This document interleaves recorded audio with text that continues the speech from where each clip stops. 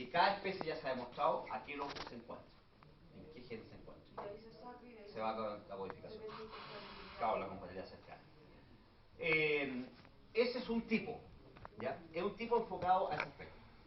Pero otra función muy importante corresponde que existen células específicas que presentan otras glicoproteínas, que también, ¿no es cierto?, implica codificación a nivel del DNA, a nivel de la síntesis, ¿no es cierto?, retículo endoplásmico, Golgi, y que finalmente llegan a la superficie, y esta sí queda así, que corresponde, bueno, esta es la clase 1. Entonces sería, ¿no es cierto?, glicoproteínas, proteínas clase 1. Y esto corresponde a las glicoproteínas clase 2. Bueno, ¿qué ocurre? Estas glicoproteínas clase 2 las presentan células especializadas llamadas células presentadoras de antígeno, cuyo principal representante es una célula que seguramente la han escuchado nombrar, conocida como macrófago. ¿La han escuchado nombrar?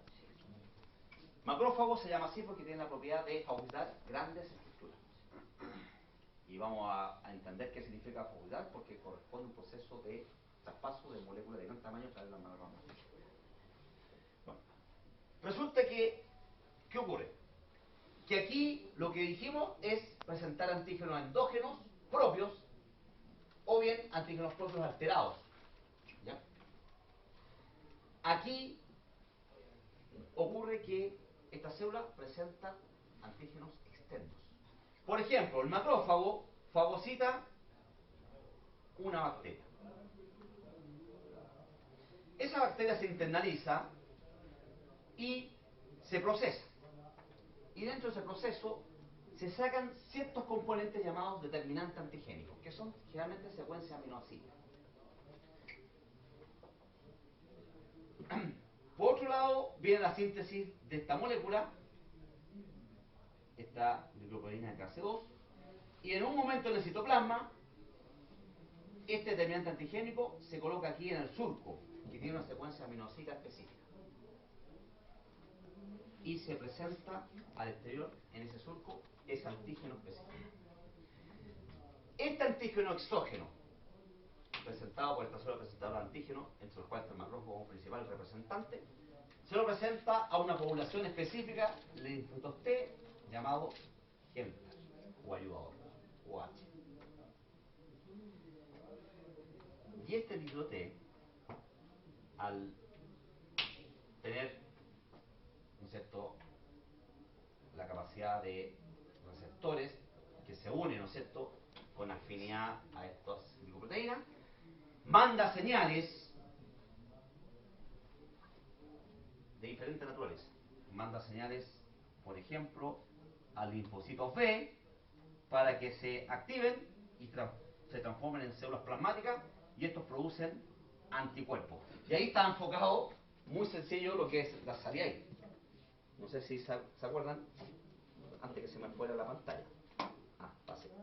Dice, glicoproteínas que favorecen la producción de anticuerpos contra invasores. Entonces, ¿qué significa? Esta glicoproteína clase 2, que fue reconocida, ¿no es cierto?, por el Instituto T. helper, ayudador, y esto es un antígeno específico, por ejemplo, una bacteria, por ejemplo, Escherichia coli. ¿Ya? Escherichia coli. Entonces, resulta de que presenta un determinante antigénico Escherichia coli y se desencadena una respuesta inmune específica contra Escherichia coli produciendo anticuerpos. Y los anticuerpos los producen los linfocitos T activados, que se conocen como células plasmáticas, se conocen después células plasmáticas.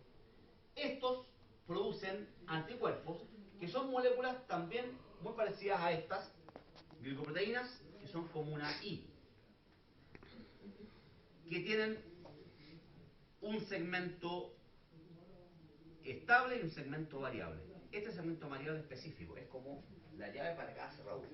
Por lo tanto, este anticuerpo va a ser específico frente a la agresión de Escherichia coli y va a ayudar, por lo tanto, a neutralizar y a controlar esta infección, ya sea que la enfermedad sea menos intensa si esta gente es muy patógeno, o bien, si a veces no es tan patógeno, a que no se haga la enfermedad. Y ahí viene el concepto, ¿no es cierto?, de la inmunología que tiene memoria. ¿Por qué? Porque resulta que aquí nacen clones de células B, por ejemplo, quedan clones de células B, y por otro lado, me faltó decir que también se activan otras células, los T, ¿no es cierto?, que empiezan a activar a otras células que son, por ejemplo, las células inmunocompetentes de acción rápida, por ejemplo, los neutrófilos, o sea, los glóbulos blancos, neutrófilos, los basófilos, etc. Y por lo tanto aquí se produce lo que se conoce como inmunidad celular y la inmunidad humoral, que es la de anticuerpos. Por eso que esta glicoproteína, presentada en antígeno exógeno, es muy importante para producir, ¿no es cierto?, por ejemplo,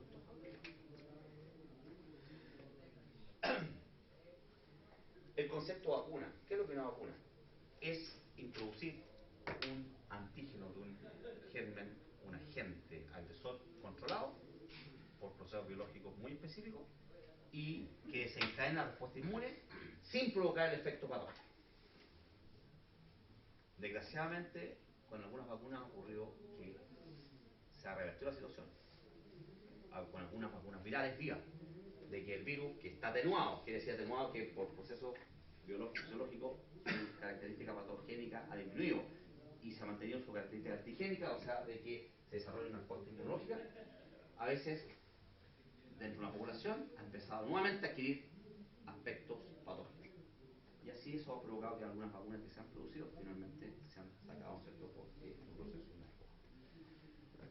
Agregando otras cosas que seguramente están escuchando con respecto a las vacunas, digamos, que está muy en controversia con respecto a el timerosal, ¿no es cierto?, que se ha visto que tiene alguna injerencia en daños neurológicos, producto que tiene plomo, mercurio, mercurio. Pero eso tiene otra injerencia, tiene una injerencia química específica, producto de que eso está enfocado a que ayudaría a la incorporación de la gente y a aumentar la respuesta inmune.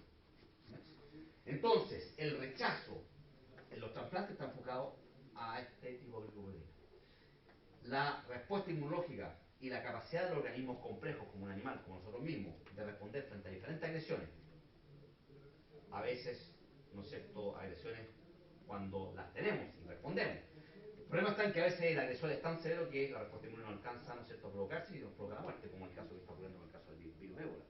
Es decir, si aquí en Chile llega el virus ébola, ¿no es cierto?, endeudense, gasten todo lo que quieran, ¿no es cierto?, compren todo porque se van a morir. No hay nada que hacer. Es una enfermedad que tiene alta mortalidad. Así que hasta el momento están con las antenas muy abiertas y creo que están ya empezando a provocar cierta restricción a ir a África, a esos países, y gente que venga allá. Esto, por ejemplo, yo lo escuché cuando hubo bastante peligro y bastante... que uno no sabe si realmente a lo mejor le pusieron más de lo debido, pero no sé. Cuando se provocó el brote de la gripe aviar, que empezó, ¿no es cierto?, ¿cómo se llama?, en los países asiáticos, y que decía que si llegaba, ¿no es cierto?, a los países, ¿no es cierto?, con la gran, ¿no es cierto?, movilidad, podía provocar una mortalidad elevada, porque la gripe aviar, el virus de influenza aviar, cuando pasa al ser humano, es más mortal que el virus porcino, mucho más mortal, no tan siendo 100% mortal. Entonces, por eso es que cuando uno no tiene inmunidad y resulta que se enfrenta con un agente extremadamente agresor, si lo pilla es muy probable que la enfermedad lo haga, ¿no es cierto?, mortal. ¿Okay? Bueno, esto está enfocado a un proceso que eventualmente sería tan sencillo como decir que dentro de la membrana celular hay glicoproteínas que favorecen la producción contra invasores. Y ya vieron que es alto, bastante más complejo. Yo tuve la suerte de tener un profesor, ¿no es cierto?, de inmunología, que es muy veterinario, que en la actualidad trabaja en la Universidad de Chile, el profesor Ferreira, y que era un orgullo para los veterinarios. ¿Por qué? Porque es un investigador de inmunología a un nivel altísimo. Se codeaba con premios Nobel. Entonces tuve la suerte, y de hecho incluso él me enseñó bastante inmunología y a pesar de ser un investigador y una gente de alto nivel, enseñaba en forma bastante esquemática para poder entender procesos muy complejos. O sea, si ustedes estudian inmunología en forma específica, tienen otro trabajo, que es muy complejo. ¿Ya?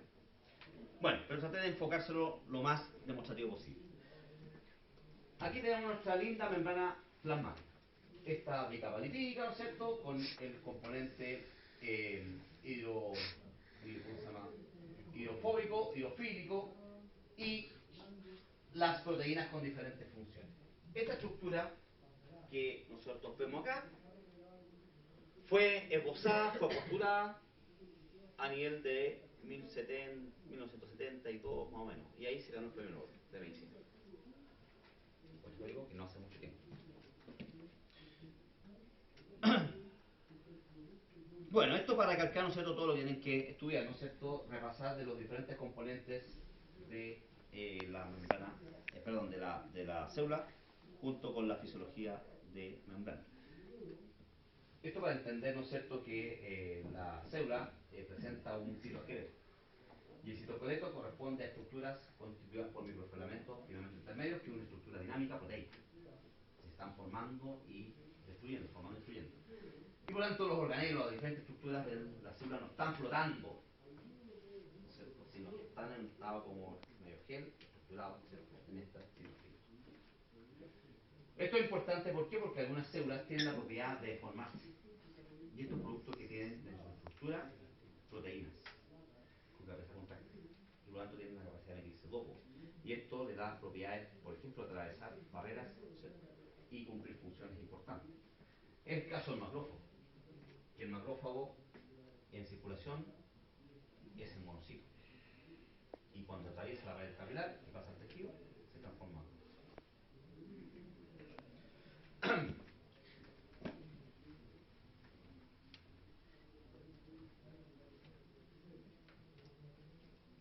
No sé si quieren seguir con el esquema, ¿no es cierto?, tener dos breaks o no tener segundo break y salir un poquito antes.